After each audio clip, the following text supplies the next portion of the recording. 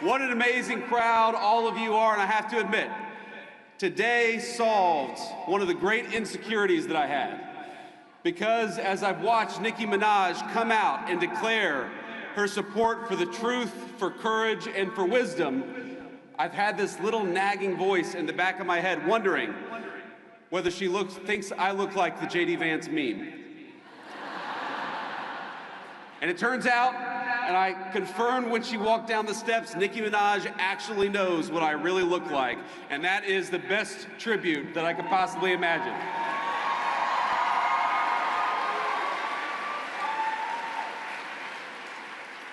I have to start off with a note of gratitude. Erica, I cannot thank you enough for your strength, your grace, and your kind words of support for this administration and for me personally.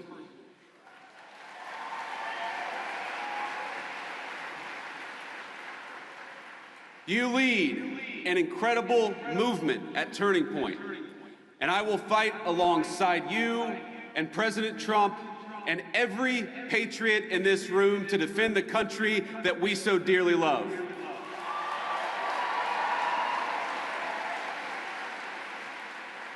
And when I say that I'm going to fight alongside of you, I mean all of you, each and every one.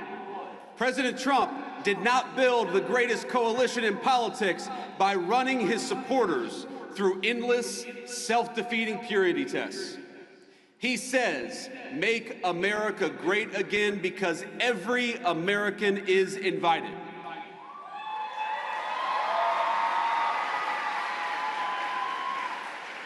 We don't care if you're white or black, rich or poor, young or old, rural or urban, controversial or a little bit boring, or somewhere in between. People of every faith come to our banner because they know that the America First movement will make their lives better, and they also know that the Democrats don't care about anything other than maybe transing their kids. So if you love America, if you want all of us to be richer, stronger, safer, and prouder, you have a home on this team.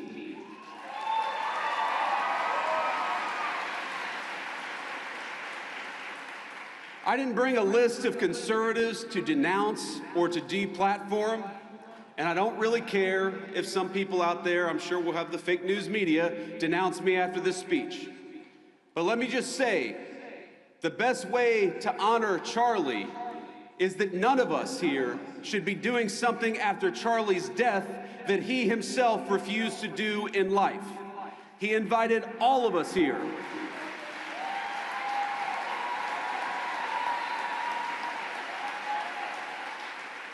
Charlie invited all of us here for a reason, because he believed that each of us, all of us, had something worth saying, and he trusted all of you to make your own judgment. And we have far more important work to do than canceling each other. We have got to build, and President Donald Trump is a builder.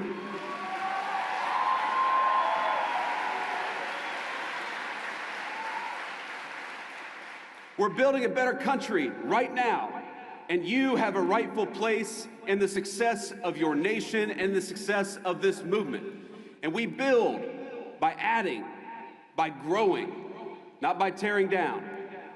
Charlie Kirk was a great builder too. He understood that any family can have its disagreements, its tough conversations. We can learn and improve and treat one another better. We can love each other despite the disagreement. But winning demands teamwork. And I am honored to be on Turning Point's team. I'm honored to be on your team, and I will stay that way.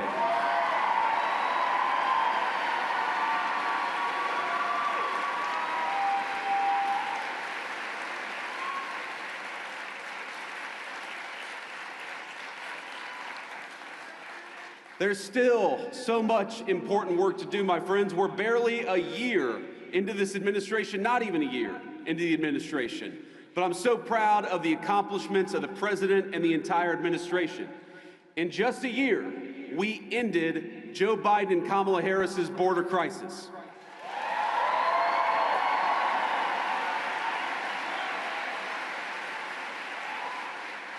December marks 7 months straight of zero releases at the southern border.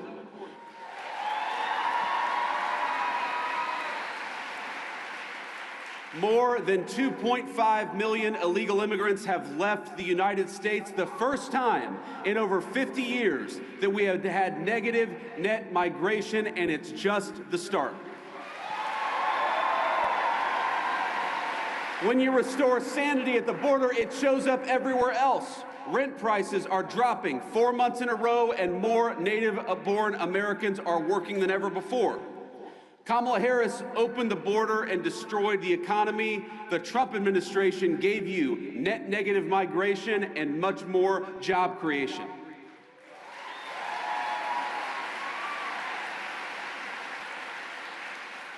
Real wages are finally growing. Inflation is half of what it was under Democrats. Gas prices are their lowest in years. And we have finally made it clear that in the United States, we believe in hard work and merit. Unlike the left, we stand against treating anybody, and I love what Nicki said about this. We don't treat anybody different because of their race or their sex. So we have relegated DEI to the dustbin of history, which is exactly where it belongs.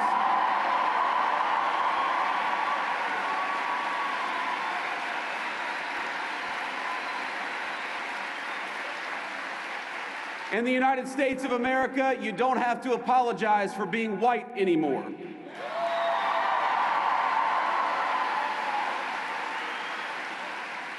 And if you're an Asian, you don't have to talk around your skin color when you're applying for college, because we judge people based on who they are, not on ethnicity and things they can't control.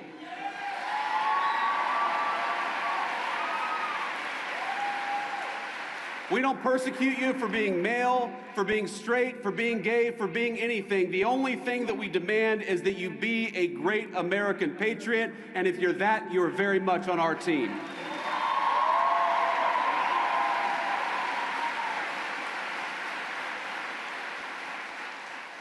Just consider the contrast. Kamala Harris used the government to censor you. We're using, in the Trump administration, the government to protect your free speech, whether it's on college campuses or in the digital marketplace of ideas.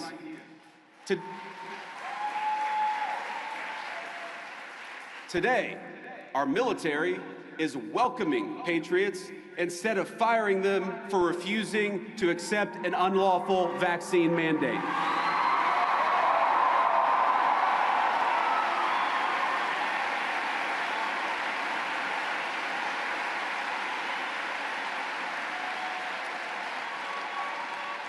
And to honor Charlie, but also to honor all of you, we're working to end the scourge of left-wing violence in the United States of America. We're going after the far-left crime networks, but we're also going after the monsters that fund them. We don't just want to go after the Antifa member who threw a brick at an ICE agent. We want to know who bought the brick, and we're going to prosecute them too.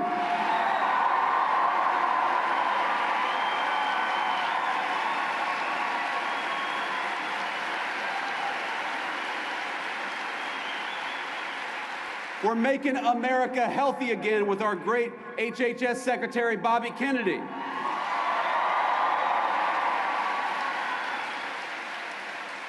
We're bringing drug prices down and purging our food supply of the poison that had built up over a generation.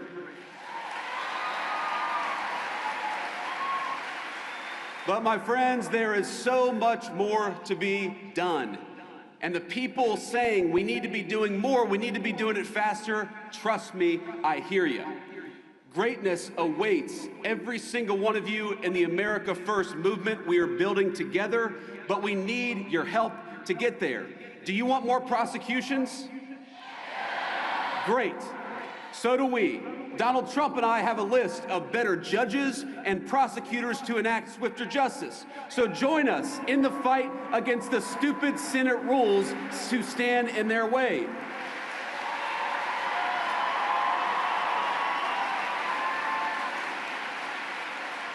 Do you want faster deportations? So go to ice.gov/join, because we're building an army of patriots, and we need good people who care about the country to help us secure the border and do it even faster.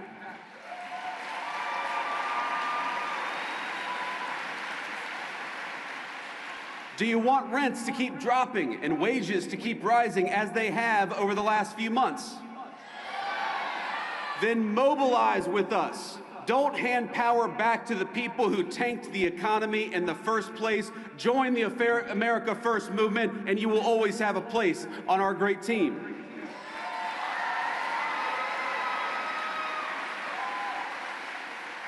Next month will be the official one-year anniversary of the Trump administration, and I am damn proud of our record so far.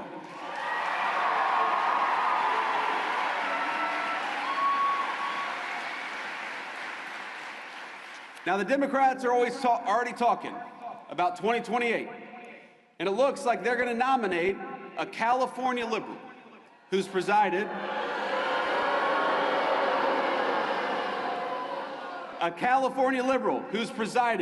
over rolling blackouts, open borders, and unchecked violent gangs. They're just trying to settle on whether it's going to be Gavin Newsom or Kamala Harris. And in the meantime, what are the Democrats offering you in the meantime? I got to say, ladies and gentlemen, they are not sending their best. Omar Fateh was Ilhan Omar's candidate for mayor of Mogadishu. Minneapolis. Little Freudian slip there. The candidate for Senate in Maine for the Democrats calls me a Nazi, which is rich coming from a guy who literally has a Nazi tattoo on his chest. And Jasmine Crockett, oh, Jasmine Crockett. The record speaks for itself. She wants to be a senator, though her street girl persona is about as real as her nails.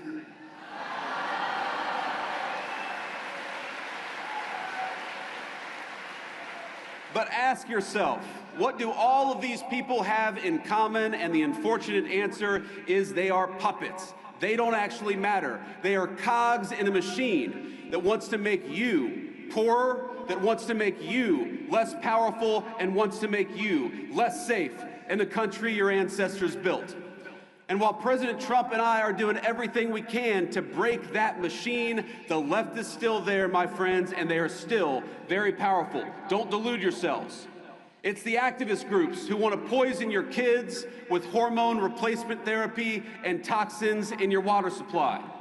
It's the corporate boardrooms pushing diversity quotas while whining about the fact that Donald Trump won't let them ship American jobs overseas anymore, and boo-hoo to that.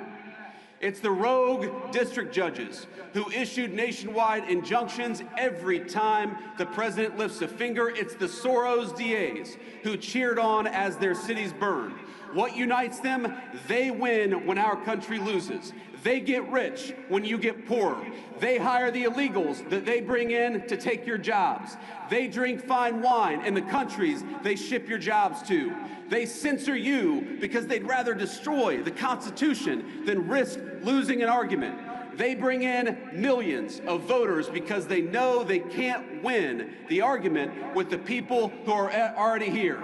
And you know what else unites them? We are going to kick their ass next November and every year after that.